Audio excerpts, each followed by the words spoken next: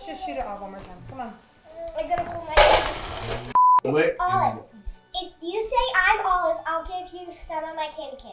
Oh. I'll let you have a few licks. Okay? All right, but you gotta say. You have to say I'm Olive. Loud and proud. Practice it. I'm Olive. Say it. In a few minutes, we're gonna sit down and I'm gonna teach you how to make the Christmas garland. So grab your box and let's get started. Wow. Are you gonna say I'm Really, Olive?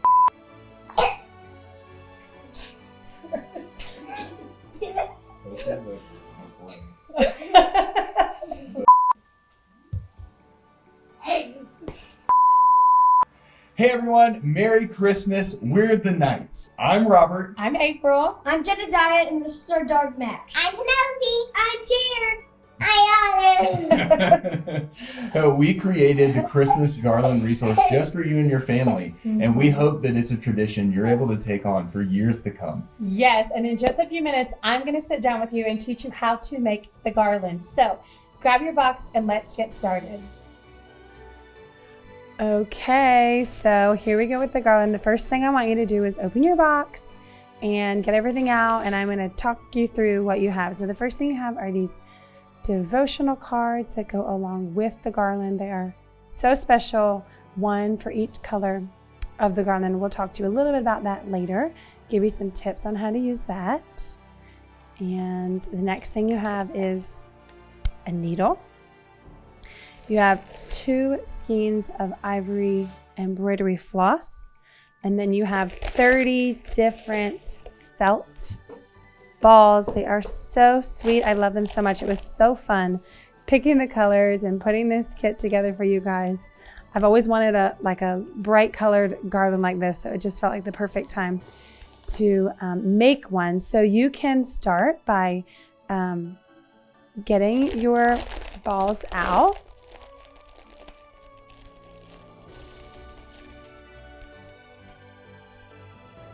Now, if you're doing with this with kids, we may have just jumped the gun and they're all excited to use them. So I apologize in advance because this is the most stressful part of the entire workshop is threading your needle and getting this skein open. Now, before you jump right in, here's what we're gonna do. I'm gonna talk you through it. You're gonna take your needle out of your little Ziploc and you're gonna use 2 of these. One is gonna be for the tassel. So we're gonna set the tassel skein aside. And then you're going to use this one to make your long garland string. Now, if you look up closely at the garland I've already made, you'll see 2 threads of string. That is because we doubled it over. And that is what I'm going to recommend you do as you make your garland to make your string a little bit sturdier. So you have, you'll have an end piece that is already present in your embroidery floss. And what we're going to do is you're going to extend the entire floss all the way out. And you are going to essentially fold it in half. Now you are going to have some extra. And as you're doing this, it can get wild if you go too fast. So just take your time. If you make a little knot, just take your time and get it out. But you can see I'm going slowly and I'm separating. I have one end over here. And that is what we're going to pull it through and we're going to thread it. So this really is the most... It's not stressful, but if there were a stressful part of the garland, this would be the part.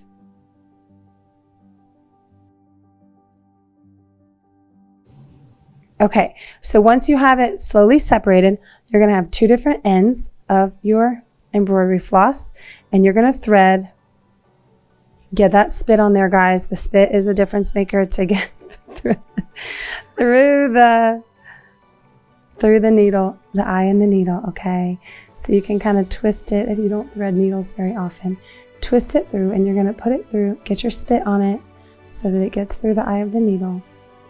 And you're gonna pull it through. Now go slow on this part. You can see I'm threading it all the way through to the other side. Now I already have the other side of my string, but as you're doing this, you're gonna see like, oh, this is long and sort of, it takes a while. So you just take your time.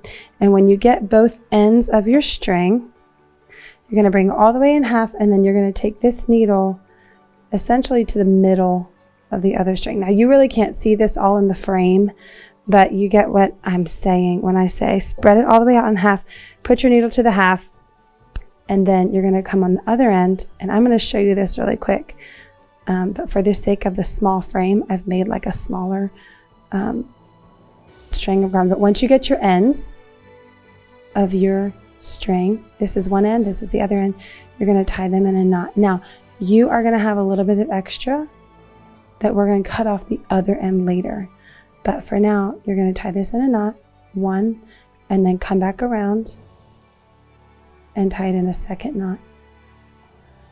And this is just going to be your tail of your garland. And you can see how you have a little bit of a thicker string here. And this is going to keep your felt balls from coming off of the garland. And then we're going to add our tassel to each end. But as you get your string, see how long it is. I'm going to scooch over to my smaller thread for now. But if you are doing this with the little ones, you'll find your groove, but I would just recommend like maybe letting them find the felt ball colors for you, or letting them help hand it to you, or maybe let them string with you. But we have this really long, you can see I have this really long string, and then I've tied the knot on the other end. Okay. You're not going to use all this. I feel like I'm beating a dead horse. We're going to move on. You have your string sort of like this for the sake of the day. This is mine. Oh, the only thing you're going to need for this workshop that I did not give you is a pair of scissors. So pause the video if you need to, go get a pair of scissors, and you'll have your really long string, but I'm working on the short string just to give you an idea, because truly this is such a simple little workshop. So on the Christmas garland cards that you got in your box, I said you can string the garland in any order you wish, and that is 100% true. If you want to see how we did it, this is the order we went in. We went with the clover, the ivory, the red, mustard, robin's egg blue, magenta, maroon, blush, olive, and navy. So you do it however you want. I wanted to do these 3 in a row because I really wanted it to feel like Christmas, but you are the boss of your garland. Make it however you want. But if you want to use that as a guide, you can keep that out. So once you have your string, yours is extra long, like I said, you're going to cut that off, but start with whatever you wish. And it's actually a little bit tricky to get this needle through the center of the felt ball without scooching over. You can see Penelope made ours, and you can see like it was kind of easy to like, oh, that's not actually quite in the center, and this one isn't quite in the center. But so take your time with that. It doesn't really matter, but it gives it a smoother look. So push your needle through the one felt ball. It goes in so easy. The kids are going to love this if you're working with kids. Okay, so string it on. Now, with your really long end of string, I suggest slowly pulling it all the way through. Let your kids help you with this if you're doing this with children, all the way through to that end. My dog is here. If you hear my dog, Max.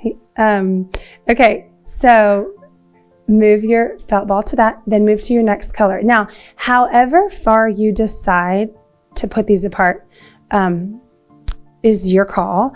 You can see in our garland, I made it about 1.5 inches apart, and they will scooch a little bit. So you can use as much or as little as you want. If you put them about 1.5 inches, 2 inches apart, your garland is going to end up about 5 feet, 5 to 6 feet. So just keep that in mind. You have 30 felt balls, 3 of each color.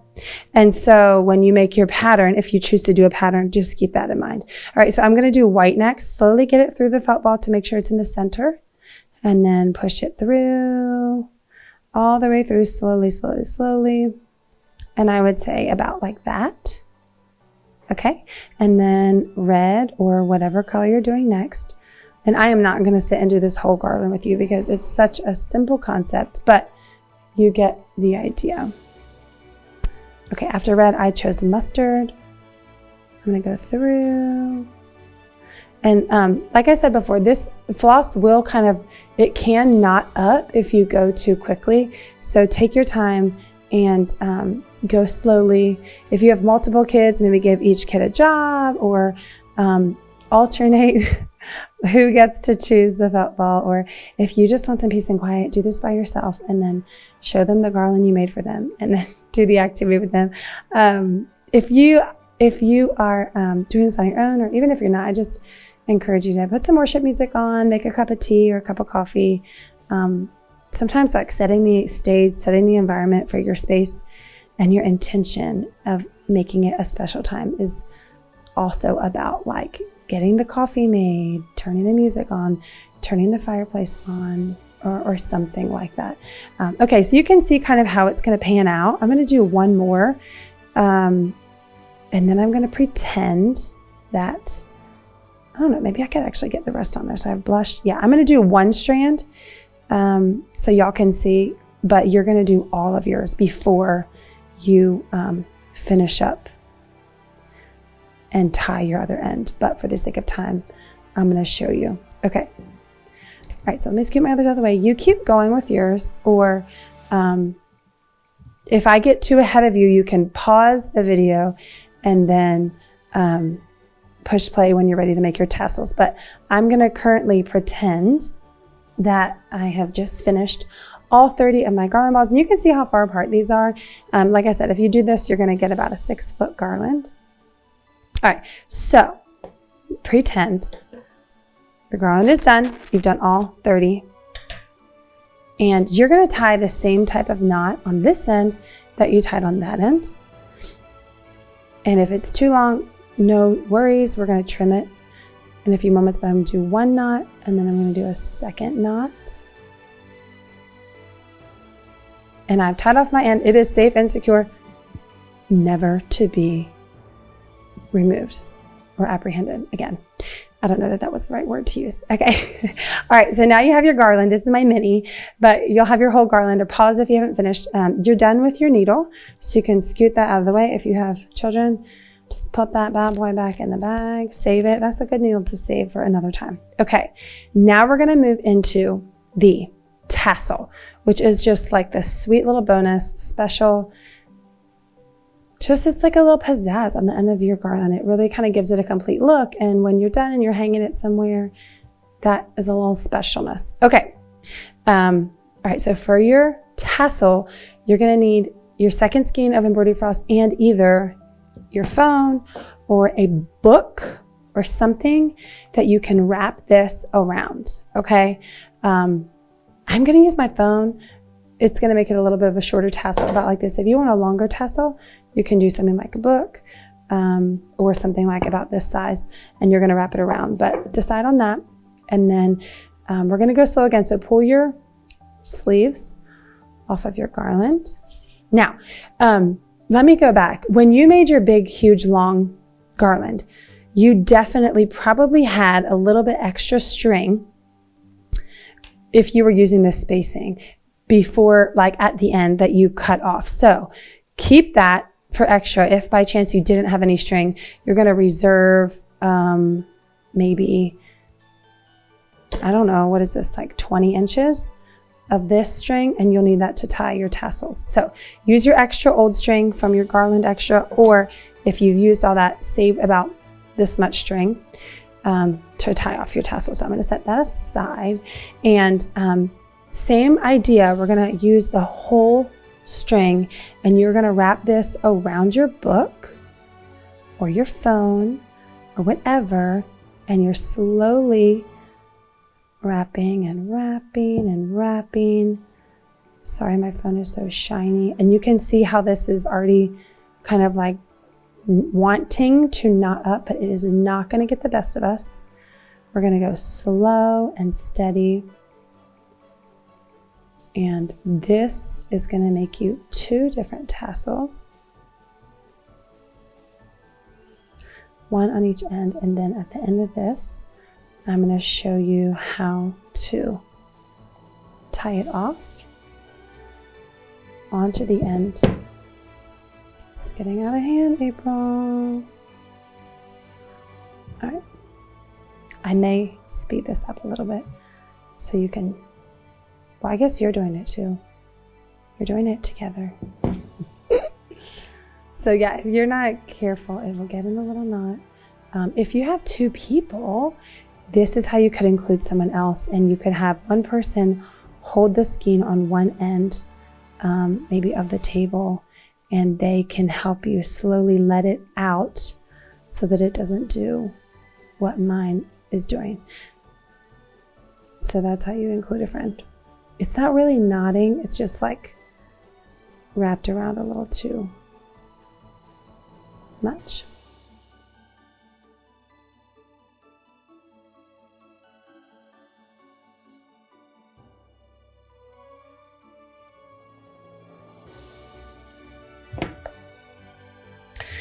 Okay, I finally finished wrapping my string onto the phone. If you're using a book, y'all, I hope you use the buddy system because mine just got really knotted up. So if that's you as well, pause and just take your time. Try not to let the knot get in, but get it wrapped like this. And oops, I'm literally calling 911. Okay. Maybe don't use your phone. Okay. Once you have your string wrapped around your phone, you can slowly, or your book, hopefully you're using a book, you can slowly scooch it off. Maybe I wrapped too tight. Slowly scooch off. Okay. That's good. All right. So then you have this ring of string. Okay. And what you're going to do is you're going to cut both ends off. And make sure once you cut your first that you're looking at the same length on each side. Slowly cut your tassel string. Don't cut yourself. Okay, so now you have two piles of string. This is going to be the ends of your tassel. So about the same length. If they're not the same length, that's not a big deal. We can cut those trim those ends off in a minute. Okay.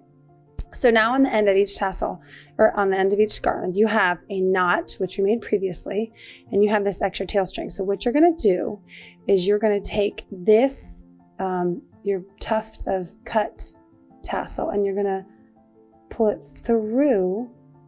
So you have the knot here on this side, and then you have your bunch of strings tucking kind of around that like this. Okay, so it is now holding on. You have the knot, here's your knot, and then you have on each side your tassel. Okay, and you're going to kind of set it straight like this. All right, and you have your tassel on the end, and then you're going to take your extra string that you held aside, and you're going to cut that in half. Okay, and then you have this string. Now this is not going to be stressful, but it's a process, so take your time. All right, so you're going to add, if you look at my tassel, I have this knot tied around it. That's what we're doing right now. Okay, so I'm kind of like pinching it where I think I'm going to take my knot, and I have this extra piece of string, and I'm going to have a short end.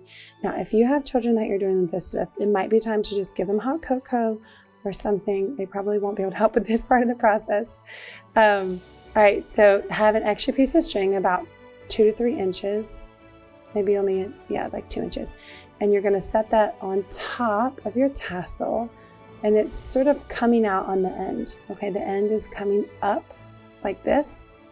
And then you have your big long extra string right here. Don't get it confused with your tail piece of string. I am. Okay, so this extra piece is just laying on top like this, okay? And then I'm pinching it with my dominant hand. And I still have my little pieces how I want them, kind of pulled tight, right? And then I'm going to add a loop on the other end. So I'm just looping it around my finger and pinching it with my thumb again. So I have a loop on this end and I have an extra piece on this end. Everybody feeling good? I'm gonna do another one in a minute. All right, and then I'm pinching that, and then this extra piece, I'm gonna go around. Oops. I'm gonna start moving around the tassel, and I'm gonna start wrapping it around at the pinch point and making like 4 or 5 swoops. You can see it's starting to take shape into a tassel. All the way around. And you might want to leave a little bit of a tail about the same length. Okay, so now I have this string tied around, wrapped around sort of. And then I have my loop still, and I have my extra string. Now I'm holding this with my other finger down here. What I'm going to do is I'm going to take this extra end right here, and I'm going to pull it through the loop, all right? And then I'm going to pull my string like that, and it's going to make a knot. It's making a secured knot for my tassel. And then I'm going to trim my tassel. The tassel is not very... If you have sharp scissors, this is where sharp scissors does it. And you can brush these out a little bit if you want. And that is your tassel on the end of your garland. Now I'm going to do another one for you, so you can see. All right, so you have your one tassel, and we'll do another one with our other ones on the other end. So the reason we made it on the end of the tassel is so that it doesn't ever go anywhere. You could put these on a ring or something and then attach them, but we put them right on the string so that the tassel never leaves the garland. Okay, so here's my other end. And you can see I have 2 pieces of string, one on each side of my knot. How are y'all feeling about that? Was that too tricky? I wish you were here so I could hug you and tell you it's gonna be great. You did a good job. All right, so here's my extra piece of string that I had set aside, and here is my tassel garland. Now, if you really wanted that longer tassel, wrap it around a book or something, but then it won't be as thick. So you just have to decide if you want a thicker, short tassel, if you want one a little bit longer that's not as thick. Okay. All right. So we have my knot and my open string, and I'm going to do that same thing, loop my tassel chunk, if you will, I don't know, through that. So I have the knot here, and I'm looping that through, and then I'm folding it in half, and I'm kind of hiding that extra little bit. All right, and then pull your tassel strings down kind of tight so there's nothing flying away. My other tassel was a little bit messy. So I'm going to kind of pinch it where I want it, and then I'm going to take this string, my extra string again, and I'm going to do the same thing that I did before. Okay, so I have this extra piece hanging out about 2 inches, and it's just going to lay right on top of my tassel bunch. Okay, and then I'm going to pinch that with my dominant hand and come back on this end, and I'm going to do that loop again. And I'm really it's just an open loop, and all I'm doing is looping it around. I'm not securing it at all. I'm just tucking it under my thumb, and when I go to wrap this string, that's when you kind of it gets stuck, if you will. Okay, so you have this extra piece back here, and then you have your loop. I know I'm repeating myself a bunch. I'm just trying to make sure everybody is clear. Sorry. Okay, so then you still have your long piece after your loop, and that's when you start wrapping. You're wrapping around over top of everything, over top of every part. Okay, you can see that? Over top of every part.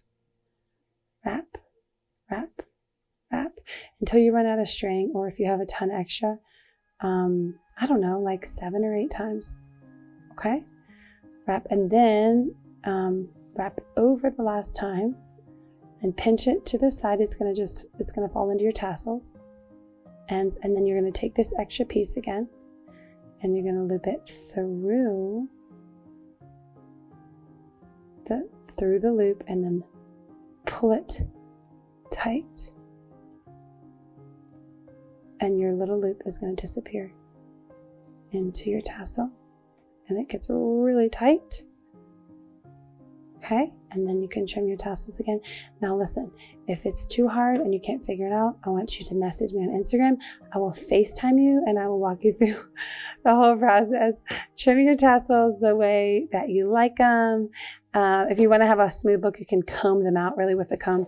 And that is my mini garland, but that is their complete tassels. And if the tassels have stressed you out so very much, you definitely don't have to do them. But if you're having trouble, seriously message me on Instagram, and I will help you through the tassel process. But that's your garland. That's my mini. And then here's your long garland that you made. Way to go. I hope you enjoyed it.